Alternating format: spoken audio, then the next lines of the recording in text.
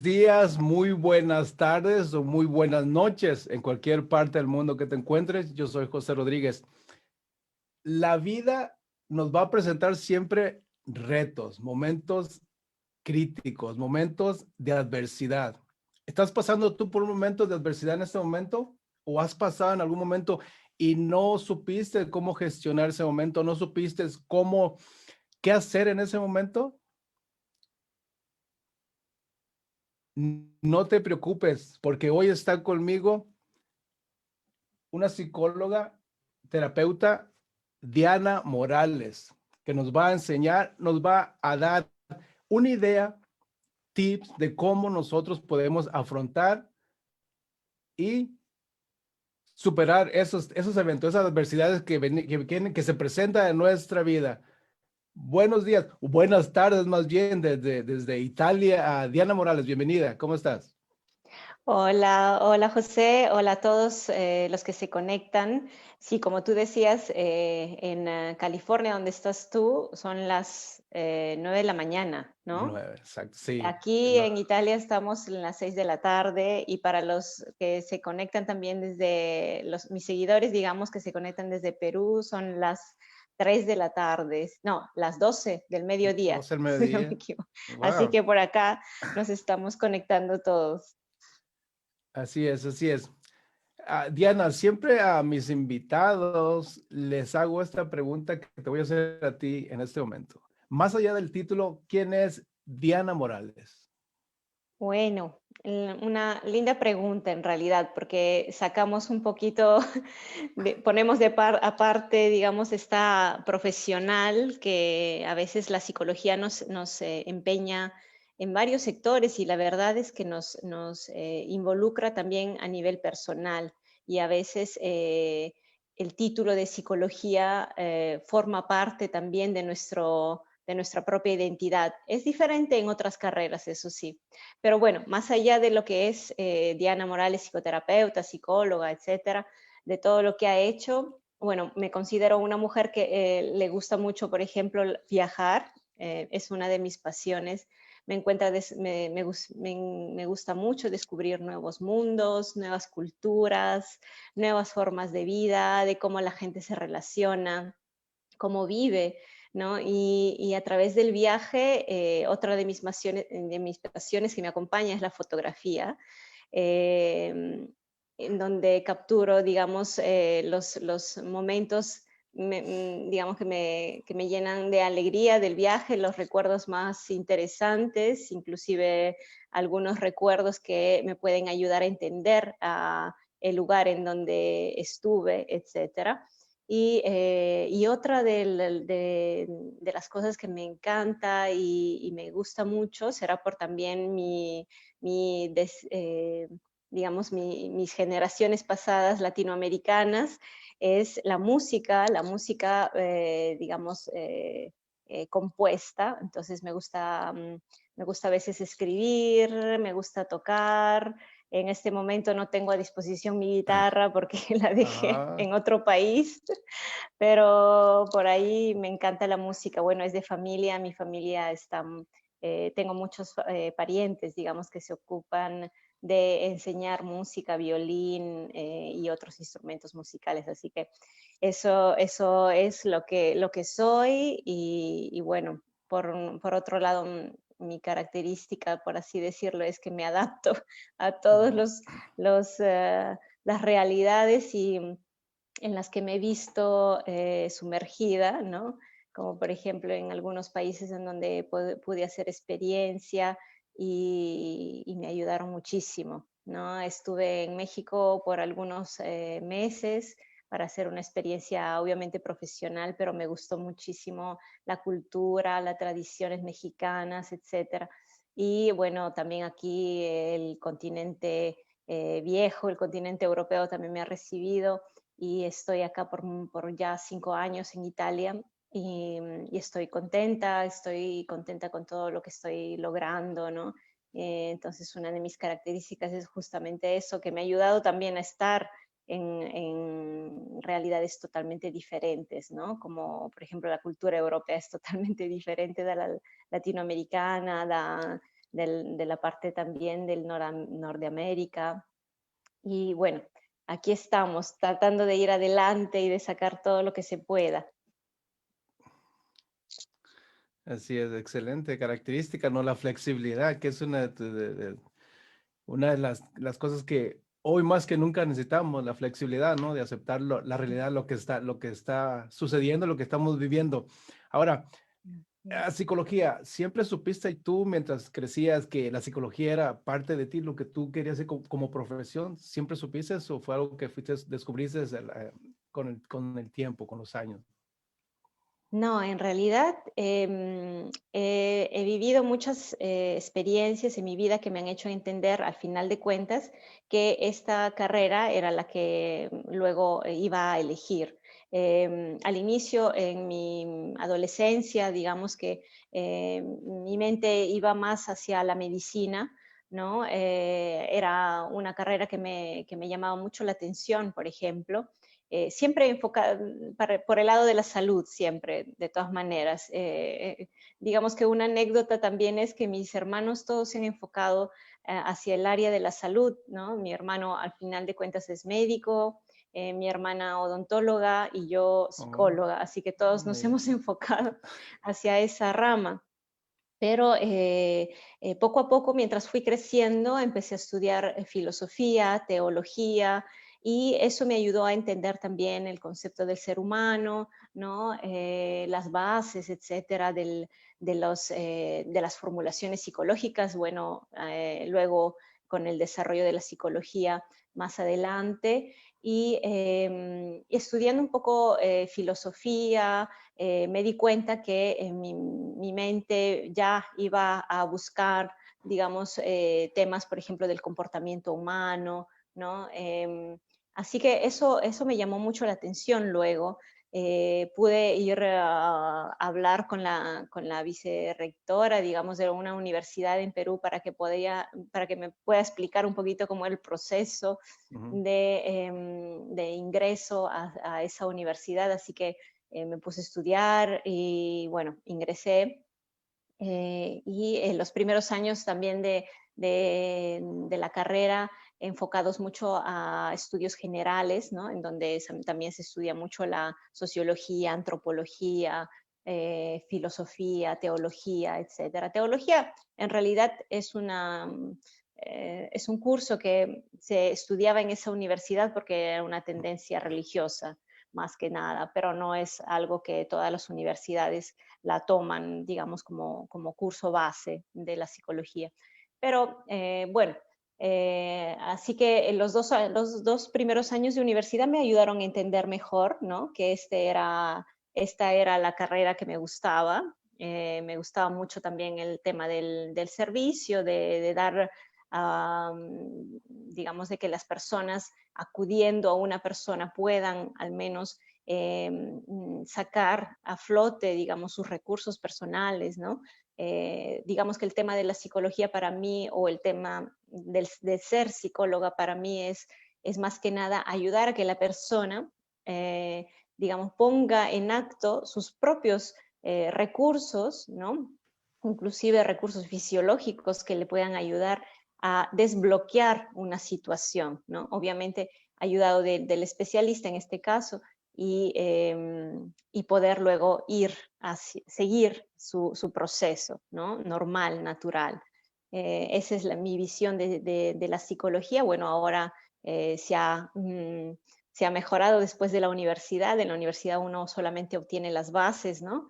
Y luego ya luego con las especialidades, etcétera, va mejorando, va también haciendo uso de ciertas técnicas, herramientas que le pueden ayudar en en la práctica clínica, ¿no? En sí. Así que esa es mi visión actual de la psicología, de lo que el psicólogo o la psicóloga debería ser. Y bueno, así más o menos descubrí un poquito de cómo podía ser psicóloga. Sí, excelente. Sí, te miro muy activa en redes sociales, miro que en diferentes países has visitado y has aportado y apoyado y contribuido. Sí, felicidades por eso.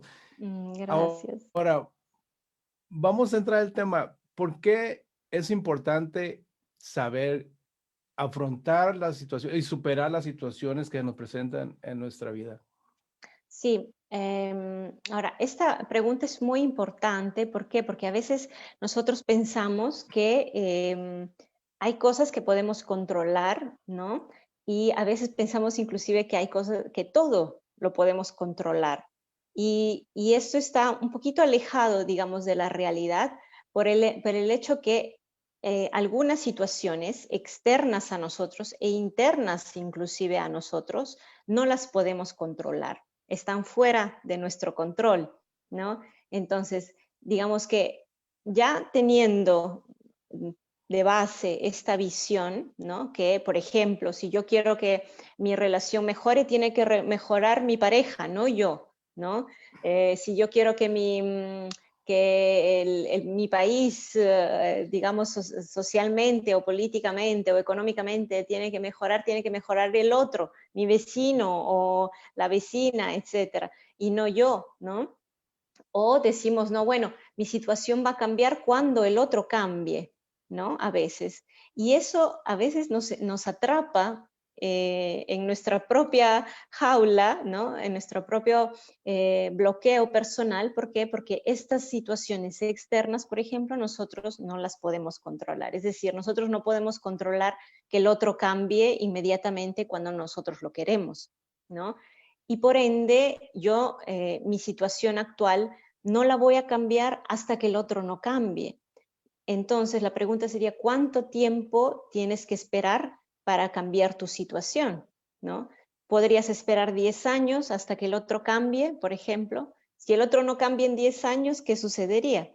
Entonces, son muchas preguntas que a veces es importante hacernos para darnos cuenta que realmente si algún cambio deseamos, lo tenemos que empezar nosotros, ¿no? Fuera de lo que nosotros podemos no controlar. Es decir, esas personas que están alrededor nuestro, que a veces nos causan malestar, que a veces nos Mm. causan, digamos, dificultades en el trabajo, en la casa, etcétera. Hay estas personas, digamos, nosotros no podemos imponerles un cambio, ¿no? Entonces, por ende, esto no se va a dar.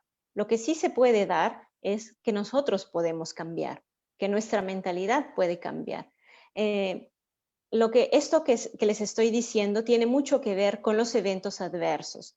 ¿Por qué? Porque los eventos adversos nos van a acompañar toda la vida, ¿no? Nosotros estamos expuestos continuamente a eventos adversos, ¿no? Como por ejemplo desastres naturales, como por ejemplo guerras, como por ejemplo lo que estamos viviendo Mm, actualmente, mm. una pandemia, ¿no?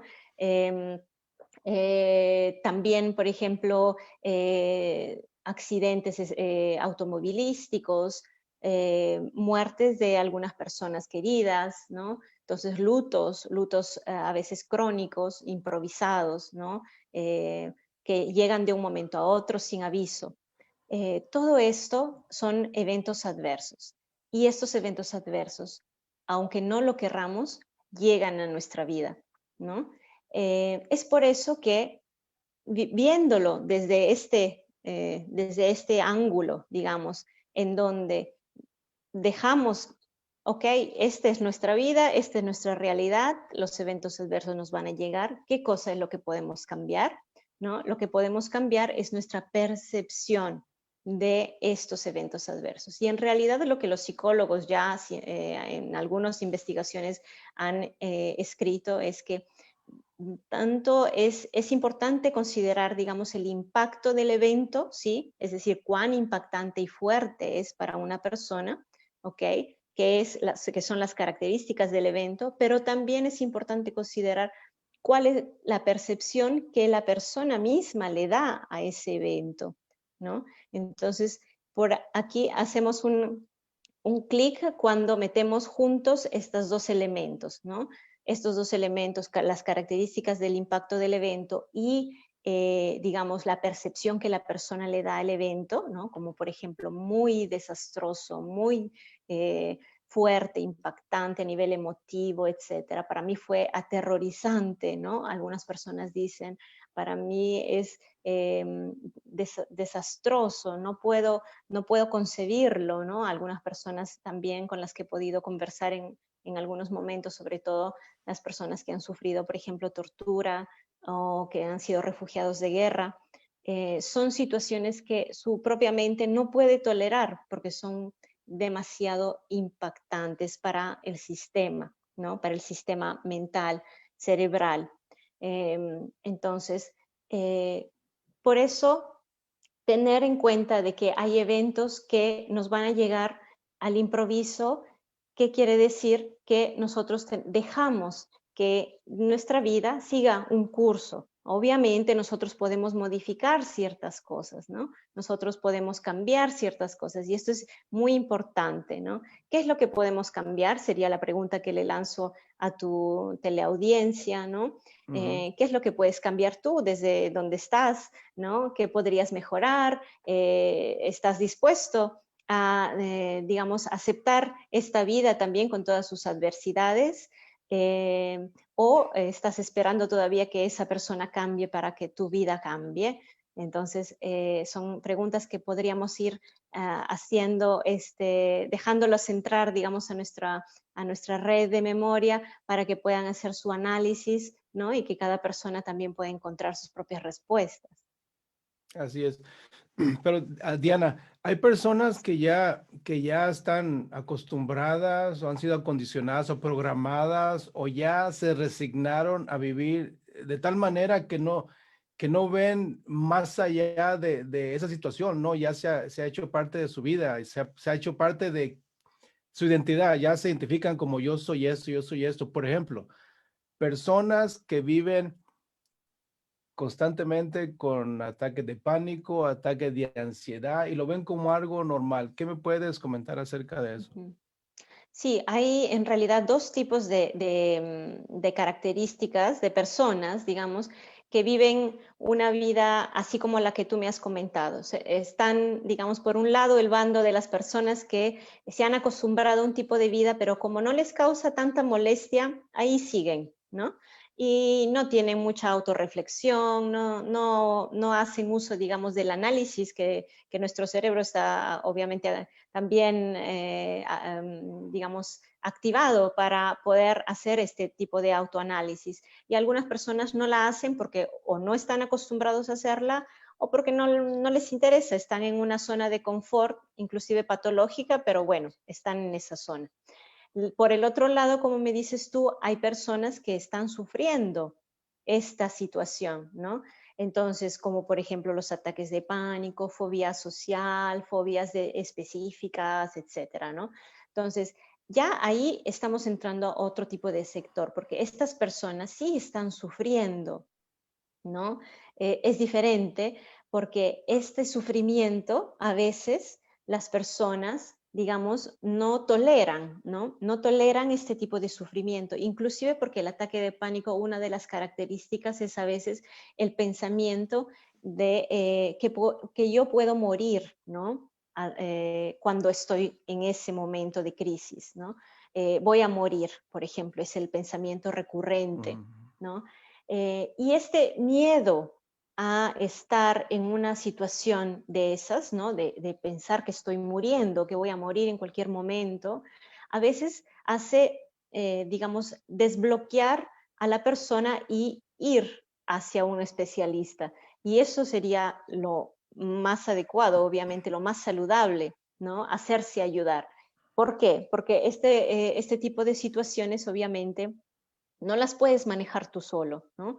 No puedes manejarlo tú solo, tienes que recurrir a un especialista que te ayude a realizar algunas técnicas, a ver también cuál es el origen de esta ansiedad, de este ataque de pánico, ¿no? Muchos ataques de pánico, por ejemplo, están relacionados a eventos también de vida desastrosos, devastantes, importantes, ¿no? Impactantes, ¿no? Como por ejemplo en la infancia, cuando el padre llegaba mareado y golpeaba a la madre, ¿no? Cuando tenía un tío que a veces me buscaba en casa y yo no sabía el motivo. y, o cuando las niñas han tenido, por ejemplo, violencia, ¿no? Doméstica, de varios tipos, ¿no? O cuando he tenido mi madre sumida en la depresión, ¿no? No he tenido las figuras paternales, etc. Entonces, hay muchos eventos que hacen luego configurar una enfermedad, ¿no? En este caso, una enfermedad mental como un ataque de pánico. Y es por eso que es importante que la persona vaya a un especialista. ¿Por qué? Porque si nosotros no entendemos, si la persona si sigue en ese estado, obviamente no entenderá por qué, en qué momento surge esto, ¿no? Y también tiene que saber, digamos, anticipar la crisis, ¿no? Como por ejemplo, también sucede con los pacientes epilépticos, ¿no? Los pacientes epilépticos saben o sienten, cuando ya son expertos, digamos, en poder reconocer los síntomas que preceden la crisis epiléptica, empiezan a detectar, digamos, ¿no? Que está llegando una crisis de este tipo. Y así también los pacientes con ataque de pánico, ¿no? Saben que un evento puede activar un estado de crisis, ¿no? Y entonces también te ayudas a no exponerte a otros eventos futuros, ¿no? O a otros eventos presentes que pueden activar, ¿no? Esta situación. Entonces, por ese lado yo recomiendo absolutamente el acudir a un especialista para que puedas saber, ¿no? Cuál es el origen sobre todo, ¿no? Cómo puedes regular tus estados, ¿no? Y cómo puedes prevenirlos también. Muy bien, excelente. Gracias por esa Ujú. magnífica información. Ahora, hay personas que quisieran, pero se les ha creado la idea de el medicamento. Muchas personas he Mm. escuchado quisieran, les gustaría ir, pero tienen miedo al medicamento, a estar toda su vida el medicamento. Algunas ya están en el medicamento y quisieran quitárselo. Entonces, ¿me puedes hablar un poco del medicamento? ¿Cómo trabaja eso? ¿Trabaja en la manera de pensar la persona, la parte cognitiva o también el medicamento? ¿Cómo funciona eso? Sí, y lamentablemente podría decirlo inclusive por experiencia que en nuestro continente, al menos en el continente sudamericano, por lo que yo he podido observar, no sé si tú me puedes decir, José, si así funciona también en el norte de América. em, las personas están acostumbradas a recurrir al fármaco, ¿no? A la medicina, ¿no? Entonces, estoy con la gripe, obviamente me tomo rápido algo. Estoy tengo, no sé, malestar en el estómago y me tomo algo. Inclusive más aún con una enfermedad mental. ¿Por qué? Porque entran en juego varios mecanismos, ¿no? Si yo me tomo la pastilla, obviamente, esto- eh, entre comillas, mi enfermedad está bajo control, ¿no? Está bajo control y no pasa nada. Entonces, por el otro lado, obviamente, yo no me tomo la responsabilidad de mejorar mi situación, ¿no? Eso es lo que hace normalmente el fármaco, ¿no? Con estados depresivos también, por ejemplo, ¿no? La persona entra en un estado depresivo, va al médico, el médico le receta algo o con también problemas de trastornos de sueño, ¿no? Insomnia, etcétera. Dolores de cabeza, muchas veces los dolores de cabeza a veces son síntomas de otro problema, digamos, mental, ¿no? Y no son solamente un problema que tenemos que resolver con una pastilla, ¿no? Pero bueno, estamos acostumbrados a eso, las personas van, recurren y piensan que ya está todo bajo control. Cuando dejan de tomarlo, nuevamente aparece, ¿no? Aparece nuevamente el problema. Y entonces aquí es importante comprender qué es lo que está pasando de base, ¿no?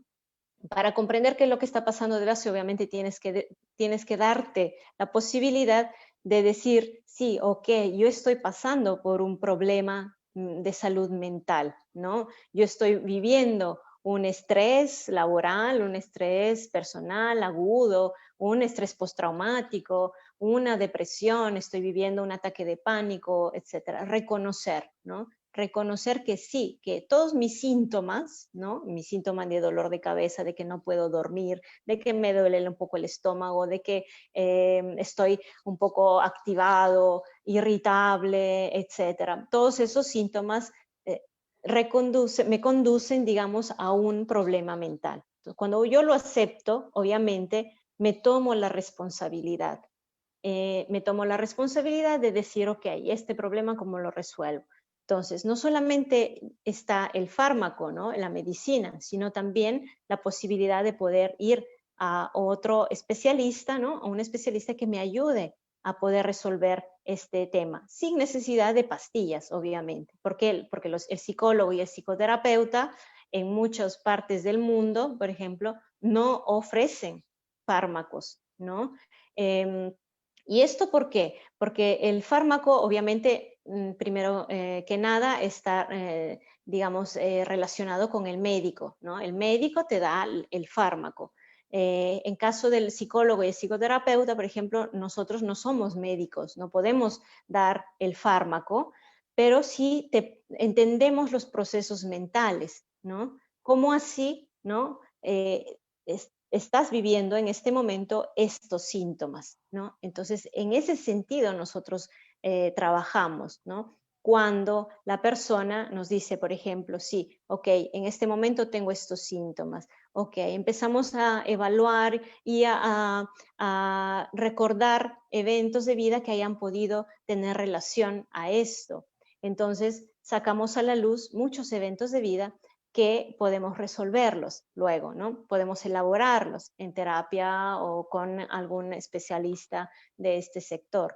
Así que haciendo eso, por ejemplo, a medida que nosotros vamos haciendo este tipo de proceso, ¿no? Podemos empezar a acompañarlo con un fármaco, con una medicina, etcétera, pero poco a poco esa medicina va a ir disminuyendo. ¿Por qué? Porque tu salud mental está tomando nuevamente pie, ¿no? Es decir, está integrándose tu sistema, está elaborando, estás teniendo mucho más libertad de pensamiento, no solamente te estás enfocando en tu problema, ¿no? Y muchas más, digamos, consecuencias que tiene la terapia. Eh, y esto lo digo ¿por qué? Porque como tú dices, sí, José, las personas a veces toman los medicamentos y luego dicen, ok, yo ya quiero dejarlos porque los medicamentos obviamente tienen también, son contraproducentes para otros, digamos, para nuestro organismo, ¿no? Nos alivian por un lado y por otro lado también a veces son contraproducentes. Y no solamente los fármacos de salud mental, sino todos los fármacos en general, ¿no? Entonces, eso a veces la persona dice, sí, yo me he dado cuenta que en esto ya me estoy enfermando, quién sabe, esta cosa otra la estoy controlando, pero en esta otra cosa ya no estoy bien. Entonces, quiero dejar esta medicina y luego me veo bloqueado, ¿no? Me veo bloqueado porque cuando la estoy dejando nuevamente surge ese mismo problema. Entonces, ¿qué es lo más importante? Seguir una terapia, digamos, o un proceso psicoterapéutico junto con obviamente con un psiquiatra que puede darte algunas pastillas y luego a medida que vas avanzando en tu proceso de terapia, vas abandonando tu terapia farmacológica. Eso sería lo más adecuado, ¿no? Gracias por aclarar ese punto. Ahora, la persona que dice, estoy con mi psicólogo, ya estoy con mi psicólogo o mi psicóloga por 3 años. ¿Qué pasa ahí? ¿El cliente se acostumbra a ir con el psicólogo todo este tiempo? ¿Que porque una situación para que tienes un caso, cualquier caso que sea, salud mental, 3 años con un psicólogo o ¿cómo ves? ¿Se acostumbra la persona a estar ahí con ese psicólogo o psicóloga? Sí, muy interesante que digamos, me propongas esta realidad, porque son muchas las situaciones de pacientes que están digamos, se han estabilizado, por así decirlo, en una terapia. Digamos, esa es mi opinión personal. Luego, obviamente, cada quien es libre de pensar totalmente diferente a mí. Particularmente, sigo una orientación terapéutica totalmente diferente de la que siguen otro tipo de colegas que están acostumbrados, por ejemplo, a mantener una relación terapéutica, digamos, por muchos años, ¿no? Inclusive en semana, por ejemplo, normalmente yo, un ejemplo personal es que yo a mis pacientes, por ejemplo, una vez a la semana los veo. Si es un problema muy grave, ya 2 veces a la semana, pero normalmente a todos, casi a todos, veo una vez a la semana. Hay terapias, por ejemplo, que piden al paciente, digamos, obligatoriamente unas sesiones de al menos 3 sesiones semanales, ¿no? Y a mí me parece contraproducente, ¿no? Como digo, es un tema, una opinión personal. Hay, como te digo, terapias, ¿no? Que por característica de estas terapias tienden a prolongar, digamos, su terapia con el paciente por muchos, muchos años. Obviamente eso para mí sigue siendo contraproducente, ¿no? Esto por un lado, por el lado de las terapias y de la característica de las terapias. Es por eso que es importante que el paciente, cuando por ejemplo elija ir con un profesional, vea, por ejemplo, busque internet, ¿no? Para la depresión, cuáles son las terapias que, por ejemplo, la Organización Mundial de la Salud ha dicho que son las más válidas, ¿no? Son las mejores. ¿No? Para estrés postraumático, cuáles son las mejores, para ataques de pánico, etcétera. Entonces ya el paciente entiende que esa terapia es la que me va a ayudar en este problema que yo tengo, ¿no? Y por otro lado, lo que tú dices, José, que puede ser que el paciente entre en una especie de transfer o control transfer que normalmente se dice en terminología freudiana, cuando el paciente entra en un estado de dependencia con el terapeuta, ¿no? Obviamente el paciente no sabe, ¿no? No sabe por qué, porque él es el que debería ser instruido, ¿no? O psicoeducado para, frente a estas situaciones. Entonces, allí es responsabilidad del terapeuta, absolutamente comentarle, ¿no? Qué es lo que está sucediendo y si es el caso, que el paciente pase con otro tipo de colega, ¿no? Porque no es saludable, absolutamente. No es saludable para ninguno, ni para el terapeuta ni para el paciente, una relación de este tipo. Sí, porque escucho a algunas personas decir, yo y mis clientes somos muy buenos amigos. Digo, ¿cómo vas a ser amigo? Es tu cliente, es tu paciente y va a venir y va a resolver su caso y se va a ir. Darle paso, ¿no? A que realmente, por ejemplo, como una persona que tiene tres terapias o tres sesiones en una semana, ¿cómo le das tiempo para procesar eso, ¿no? Para asimilar el cambio, lo que está pasando realmente. Son muy poco tiempo, ¿no? Para realmente ver cambios, ¿no? Y pienso yo, no sé Sí. tú qué piensas. Sí, sí, sí, no, absolutamente. Obviamente es importante considerar que hay un código deontológico que un profesional tiene que seguir, ¿no? No puede, por ejemplo, atender a sus propios parientes o amigos Ujú. cercanos en una Oh, sesión de terapia. ¿Por qué? Porque obviamente entran en juego tu propia, digamos, la imagen que tú tienes con ese amigo, con ese pariente, que yo, por ejemplo, si soy hija, ¿no? Si soy hermana, ¿no? Yo no puedo atender a una persona que me ve como hija, ¿no? O que me ve como hermana, porque mi rol en esa sesión es ser otra figura, ¿no? Digamos, ofrecer otra imagen, que es obviamente una imagen profesional de exacto. terapeuta, ¿no? Entonces, yo no puedo confundir estas cosas, inclusive obviamente no puedo hacerme amigo de mi paciente porque estoy entrando en otro rol, un rol que no me compete. ¿no? Porque el paciente obviamente ya tendrá sus amigos y esos son los roles que nosotros luego vamos a ir evaluando en sesión en terapia. Sí, gracias. Ujú, ujú. Ahora, volviendo a los eventos, traumas psíquicos, ¿qué pasa en nuestro cuerpo fisiológicamente? ¿Qué pasa cuando esto está sucediendo? ¿Qué es lo que sucede? Sí, normalmente cuando una persona ha vivido, digamos, un trauma importante, digamos, un trauma, pongámoslo con la T mayúscula, ¿no? Como un accidente automovilístico, ¿no? Como un desastre natural, como una catástrofe, etcétera. Un único evento en donde luego la persona se acerca al especialista y dice, ok, yo he vivido esto, esto en este momento no me deja dormir, ¿no? Estoy pasando por momentos en los que estoy de repente en el trabajo, estoy con mi hijo y se me viene rápidamente a la mente la imagen de ese evento, de ese momento, etcétera, ¿no?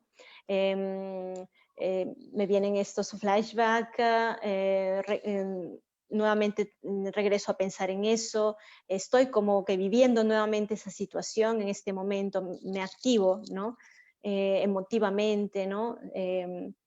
Y todo mi cuerpo obviamente se activa. Entonces, esos son momentos, por ejemplo, que nosotros podemos trabajar a través de una terapia que luego ya la vamos a comunicar. Y son momentos que pueden ser resueltos mucho más, digamos, rápidamente que eventos con la T minúscula, por así decirlo, traumas con la T minúscula, que son traumas recurrentes, varios a lo largo de nuestra vida, ¿no? Por ejemplo, cuando éramos pequeños, ¿no? Nuestra madre veíamos que, por ejemplo, había maltrato físico en casa y eso era recurrente, ¿no? Recurrente todas las noches o una vez a la semana, etcétera.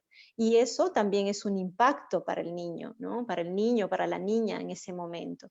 O cuando, por ejemplo, regresaba del colegio o en el colegio, alguien, la profesora o mi mamá, cuando regresaba al colegio, me decía que era inútil, ¿no? Que no servía para nada, ¿no? Etcétera. O me quitaba los cuadernos y me decía, no, tú no sirves para estudiar, ponte a trabajar, ponte a hacer esto, ponte a hacer lo otro.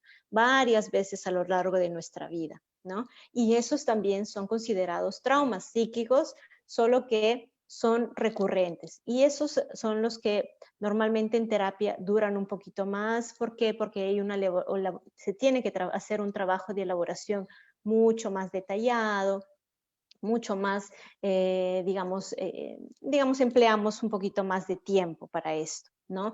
A nivel fisiológico, lo que sucede es que nosotros tenemos un sistema nervioso, ¿no? Nuestro sistema nervioso se activa cuando estamos frente a una amenaza, ¿no? Y se desactiva cuando ya la amenaza no está, o cuando estamos en un momento de relajación, de distracción, etcétera, ¿no?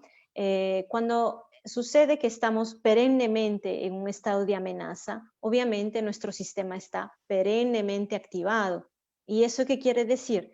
Que nuestro corazón está latiendo cada vez más rápido, más rápido, más rápido, bombea, etcétera. Y a veces eso también es lo que produce en la vida adulta o en la adolescencia ataques de pánico, ¿no?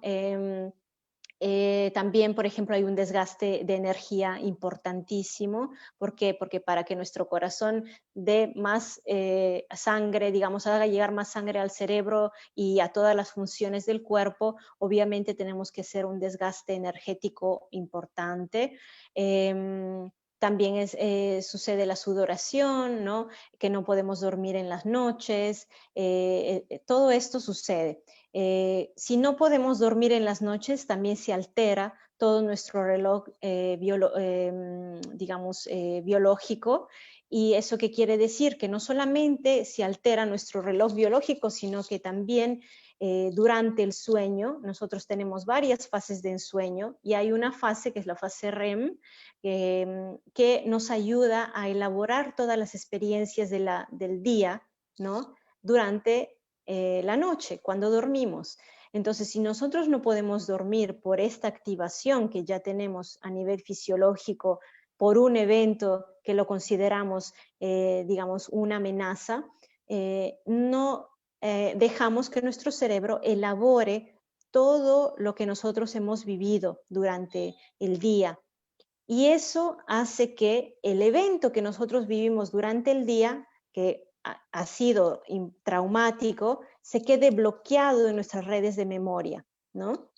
Es como si se queda bloqueado y no procesado. Es como si cuando nosotros comemos algo muy pesado, quién sabe, con mucho condimento, algo que no lo digerimos rápidamente, se queda bloqueado aquí, nos toma días digerirlo. Lo mismo pasa con nuestro cerebro, ¿no? Se queda bloqueado ese evento impactante en nuestras redes de memoria y no se procesa.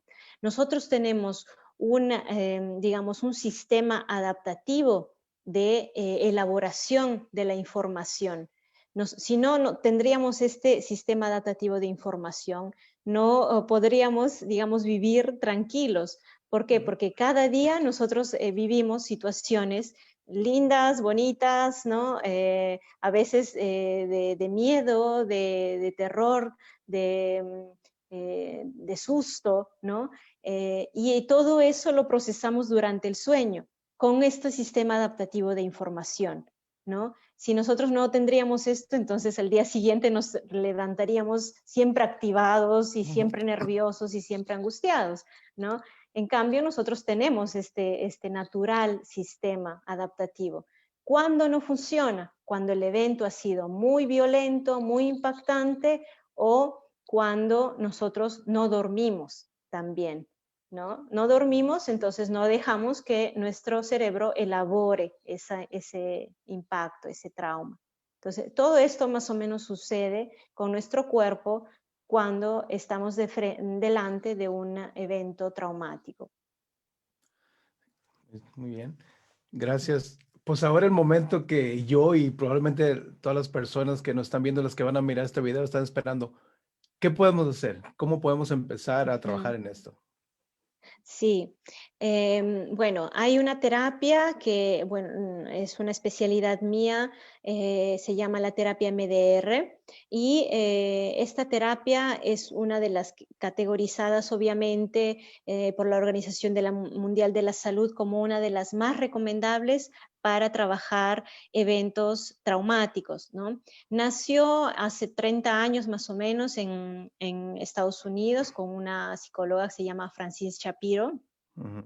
Y ella, digamos, formuló, obviamente después de muchos estudios de investigación, este tipo de terapia. La terapia en un inicio se enfocó a dar, digamos, a solucionar problemas de las personas que habían vivido la Segunda Guerra Mundial, como por ejemplo militares, ¿no? Que habían estado, digamos, en el combate directo y que presentaban obviamente estrés postraumático. Em, esta terapia se ha ido luego evolucionando, digamos, ha cambiado, ha mejorado, se han hecho un montón de investigaciones. Es una de las terapias, digamos, que actualmente tiene más investigaciones a nivel científico, digamos, resultados también óptimos en la intervención. Se han hecho muchos protocolos para ayudar trastornos de depresión, de ansiedad, ataques de pánico, fobias, trastornos de personalidad también, obviamente estrés postraumático y muchos trastornos o dificultades de la persona. Es una terapia obviamente que se enfoca en elaborar estos eventos de vida adversos, ¿no? Y normalmente, ¿qué es lo que nosotros hacemos cuando viene un paciente? Le comentamos, obviamente, cómo es la terapia. Entonces, les voy a contar un poquito para que ustedes sepan. Se hace a través de movimientos oculares, es decir, yo le digo al paciente, sigue mis dedos cuando yo hago esto, ¿no? Sigue mis dedos, obviamente el paciente está totalmente consciente y despierto. Muchas veces las personas lo confunden con la hipnosis es totalmente diferente. También he estudiado un poco de hipnosis, así que lo puedo decir. La persona está consciente. ¿Y por qué hacemos este tipo de movimientos? Porque, digamos, intentamos recuperar el normal funcionamiento de nuestro cerebro cuando hace la elaboración durante el sueño. Durante el sueño, en esa fase que les comenté del sueño REM, nuestros ojos van de derecha a izquierda, se mueven rápidamente, ¿no? Y en ese momento, se han hecho estudios obviamente para corroborar qué es lo que sucede en ese momento. En ese momento nuestro cerebro elabora toda la información que nosotros hemos recogido durante el día, ¿no? Y en ese Interesante. momento es donde nosotros empezamos a decir, ok, esto que aprendí, nuestro cerebro hace esa categorización, obviamente. Ok, esto que aprendí lo meto en esta carpeta, como si fuera una computadora, ¿no? En esta carpeta, esto de acá no me sirve, ok, chao. Y así sucesivamente, ¿no? Entonces nosotros lo que hacemos es con este movimiento ocular tratamos de activar nuevamente este tipo de mecanismo para que se active el sistema adaptativo de información y la persona pueda emprender la elaboración natural que su cerebro tendría que haber hecho, quién sabe si ese evento no hubiera sido así impactante emotivamente, ¿no? Entonces, esto más o menos es la terapia. La terapia entonces trabaja con los eventos de vida que tú has vivido, ¿no? Que tienen que ver con tus síntomas actuales, obviamente, a través de este tipo de movimientos. Cuando se hace a distancia, hay otro tipo de estimulación. Esto se llama estimulación bilateral, porque va de derecha a izquierda, activando ambos hemisferios del cerebro, ¿no? Derecho e izquierdo. Y si no tengo la posibilidad, obviamente, de tener el paciente delante, le puedo pedir que haga otro tipo de estimulación bilateral, como por ejemplo hacer esto, ¿no? Tocarse ambos brazos de derecha a izquierda, ¿no? Entonces yo le digo al paciente, entonces en este momento vamos a recordar ese evento y tú vas a empezar con la estimulación y el paciente empieza a hacer esto. Luego yo le pido, ok, paramos aquí, ¿qué es lo que has notado? ¿Qué es lo que has percibido? El paciente me cuenta qué es lo que percibió y luego nuevamente retomamos. Es una terapia no muy hablada como la que normalmente estamos Ujú. acostumbrados a ver o a imaginar, ¿no? En el sillón, etcétera, mientras yo hablo y el terapeuta no me dice nada. En este Ujú. caso hay mucha interacción, ¿no? Hay momentos de silencio y hay momentos en donde el paciente está haciendo la estimulación y hay momentos en donde el paciente puede comentar lo que percibió, lo que sintió, ¿no? Y nuevamente retomamos, ¿no? Yo puedo hacer algunos, te puedo decir, ok, concéntrate en esto, ¿no? Te puedo hacer algunos inputs, digamos, para que tú puedas continuar con tu proceso de elaboración. Más o menos eso es lo que hacemos en esta terapia del MDR. Y si ustedes necesitan mayor información de esto, pueden buscarla en internet. Hay muchas investigaciones científicas en varios países porque está, bueno, ya se ha difundido a nivel mundial la terapia. Así que Ujú. vayan a informarse si desean o también pregúntenme, búsquenme, etcétera. Así es. Mientras estás haciendo ese movimiento, la persona está con los ojos abiertos y la persona trae el evento, la experiencia mientras está contigo, la estás acompañando, está viviendo el momento como la experiencia que tiene o cómo quiero ir un Sí, poquito más adentro. Ajá. sí, sí, sí. Prácticamente yo le pregunto cuál es, de ese momento que vivió, por ejemplo, cuál es la parte más perturbadora, ¿no? Ajá. Entonces yo le pido que se concentre en ese momento, en la parte más perturbadora, en el momento más perturbador. Obviamente luego yo voy, digamos, midiendo el Ujú. grado de Sí. perturbación, ¿no? Al inicio le voy a preguntar cuánto es el grado de perturbación, de 0 a 10. Si me dice es 10, ok, entonces empezamos con el trabajo. Mientras vamos avanzando, le digo, ok, paremos aquí, respira profundo, acompañamos la terapia con muchas Ujú. técnicas de respiración porque es importante que obviamente el paciente no se disocie o no vaya, digamos, haga una crisis, digamos, ¿no? Es importante esto. Cuando le digo para, ok, respira, cuéntame qué es lo que ha sucedido, o sea, qué es lo que has notado, ok, le pido nuevamente que me diga cuánto es tu perturbación nuevamente, ¿no? Después de, por ejemplo, de varios varias veces de estimulación, entonces yo le pregunto cuánto es tu perturbación ahora, ¿no? Del 0 al 10. Ok, me dice, ok, en este momento es un 8, luego me dice que es un 5, puede ser que luego suba a 7, luego baja a 4, etcétera. La idea de la sesión, obviamente, es que el paciente vaya tranquilo a casa, ¿no? No lo voy a dejar a mi paciente irse totalmente activado y Ujú. perturbado. Sí, exacto. Es importante que vaya tranquilo, es por eso que cuando, por ejemplo, ya está terminando nuestra sesión y el paciente está con una perturbación de 4, yo le hago hacer una técnica de relajación, ¿no? Para que pueda también continuar luego la próxima sesión con esta misma, digamos, estructura de terapia, ¿no? Em, entonces, más o menos eso, no sé si te ha respondido a tu Sí, respuesta, a tu sí, muy bien. pregunta. Ok. Sí, muy bien, gracias. Ahora, estamos con la situación, personas de otro país que quieran hacer la terapia, ¿se puede hacer en línea o por FaceTime? ¿Podría trabajar una persona que quisiera, que está en otro país, que no está en Italia? Sí, sí, absolutamente. En este momento, por ejemplo, bueno, yo luego me especialicé también en otro tipo de protocolos a distancia y en este momento estoy siguiendo personas. Como digo, a veces mi población en redes son de Perú, ¿no?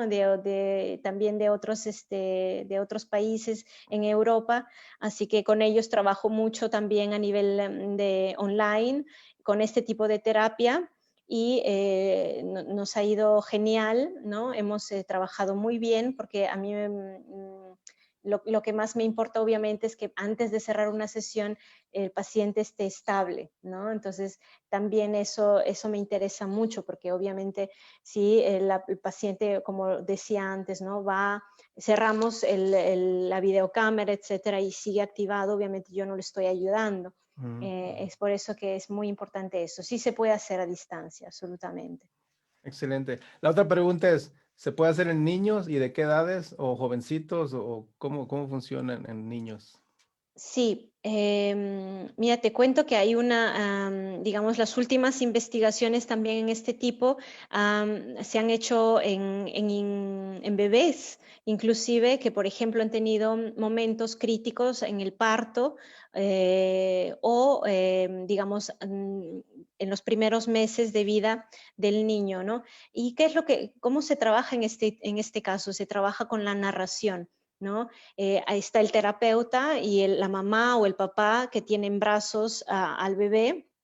En este caso cuento lo del bebé, luego pasamos a los niños. Ujú. Sí, claro. Em, Tiene al bebé y la mamá, digamos, narra este evento, ¿no? Como una especie de cuento al bebé mientras lo cula en brazos, digamos, y el terapeuta le hace el tapping, se llama, ¿no? Que Ujú. es la estimulación a ambos lados, ¿no?